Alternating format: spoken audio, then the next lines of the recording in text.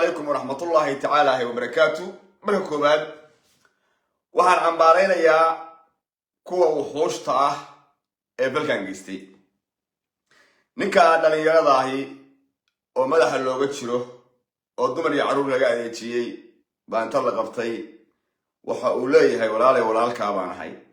ha idilin walaalay hadaa idilaysaan khadka ha dhiganin oo ha caabaynina si xay idila walaal huma wadan maxay ugu dilaysaan وادر يا يبلي واديسنا هاي بلي هاي waxaan rabaa warbixin aan ka siiyo horta ana xaq alla ka hadlaya dadku anu ninkaan aqoon baan u leeyahay dictor buu ahaan jiray waagiisa hore waana oo xanuunsanaa oo dadka madaxa looga jiro ahaa haddii uu yahay ninka anigu aan garanayo dee muddo hore ay ugu dambeysay oo dee intaan ma la ekayn xataa waxaa la yiraahdaa dictor tu ba wahay naynaas wahay ninkaas dumar iyo caruur baa laga adeejiyay inta la qabtay qori lagu dhiibay aakhirkiina ayagoo qaab kasta oo fool xumo ah kula dhaqmay video ka duubay ayaa la dilay waxa ceebtaasi ka dhacday waa deegaan daarood weeye waxa ceebta ka dhacday waa deegaanka mudug weeye waxa ceebta ka dhacday waa deegaan leelkasawi leelkasa hal baa rabaa inaan iraahdo horta mujrimiinta kuwa ninka dilay aan hubaysnayn ee miskiinka ah kuwa dilay ee video ka duubay ee haddana ayaga ku faanaya soo dhigay media soo dhigay horta ilaahay xaqiina waa ka fogaadey allah xaqiisna waa ka dheeraadeen waxayna cadaysteen inay yihiin dad mujrimiin ah oo dhigi caba waliba waxay cadeeyeen inay gaala yihiin hadallada aan la yaabay oo ilaa hadda maskaxdayda ka bixilaba waxay leedahay wariyaa laba weesayso laba ragcadood tuko weesayso oo laba ragcadood tuko oo ku dilaynaa muxuu qofkaas xaqiijinayaa marka inuu leeyahay ilaahayow adoonkaaga iyo kugu sujuudaya baan ilaahayow dilaynaa bal hadday dilayaan maxay ku kalifayaan dhahaan tuko oo markhaantiga ilaahay ugu samaynayaan ilaahayow adoonkaaga iyo kugu sujuudayaan dilaynaa waa jaahilnimada meesha aan marayna wey Soomaali ma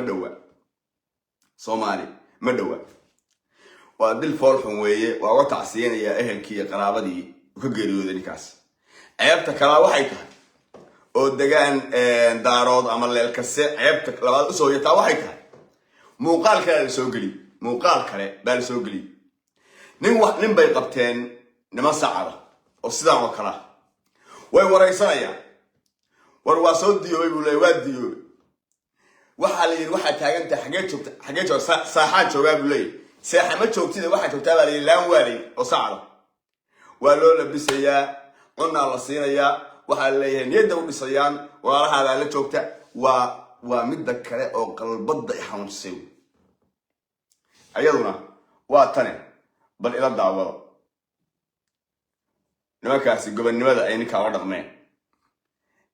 iyo ceebtu meesha naga raacday anaga daarooda ilaahay waa nacaabay rabbiyo ilaahay ceeb astur inuu halkeena waa tahay waxa ka armaa waraysi saxayna lisiisi waa kana waxa tahay ninka saacad baa haya waa xaga ka soo tagtay waa hadda xaga joogto asleeda xaga joogto asleeda saxa asleeda kusoo dhawo walaalaha waa u timid meesha hadda aad joogto waa laan waalay saaca maaha ma garad laan waalay saacana waa walaalaha digan dad walaalaha digan marka waxaan kaa rabnaa inaadan shakin walaalaha waa mahadsantihiin niman kolka ehelkeedaatiin qaraabadaya dadka ehelka qaraabadana waxaa waajibka ay mataqaanaa inay isxiriiriyaan oo isqalbayaan oo istaraan waa sax waxaa dhiban hadda ma jiraan waa soo dhaweyseen waa sax waa sax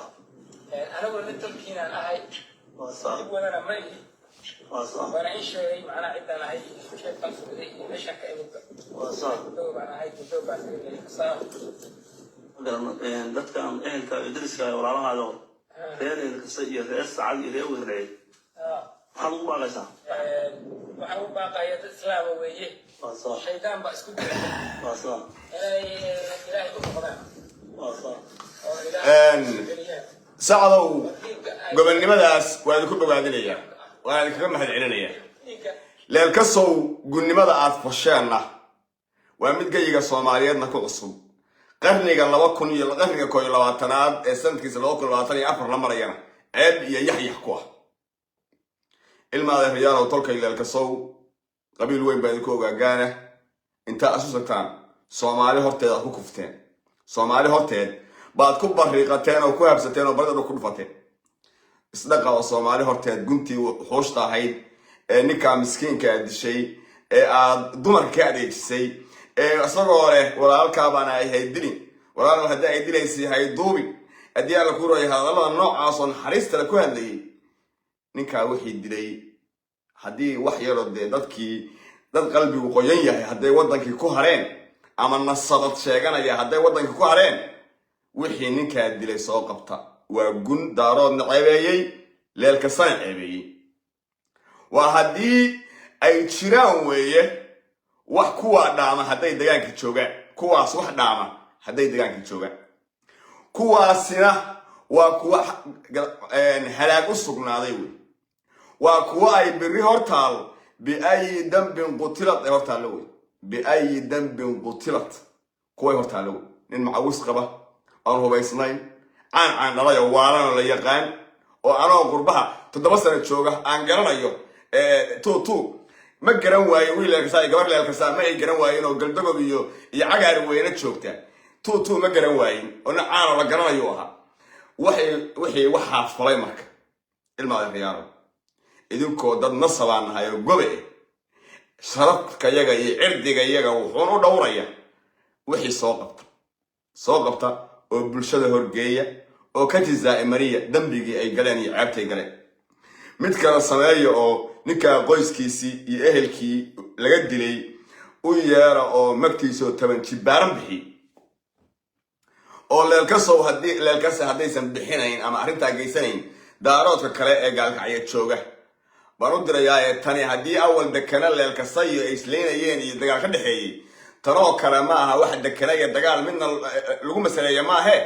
ilaahayna waa nagu caroonaya haddaan ka aamuso xumaanta noocaase waxaa samaysaan daaroodka kale ee meesha mudug deganow arrintaa ka dhiidhiya oo ninka xaal iyo xumayn wixii aad ka gaadhaan ka bixiya haddiina soo qaban karin idinku wixii ka bixiya labada maamul ee Puntland iyo Galmudug labada madaxweynena fariin ma u dirayaa fariinta ay gaarsiiyay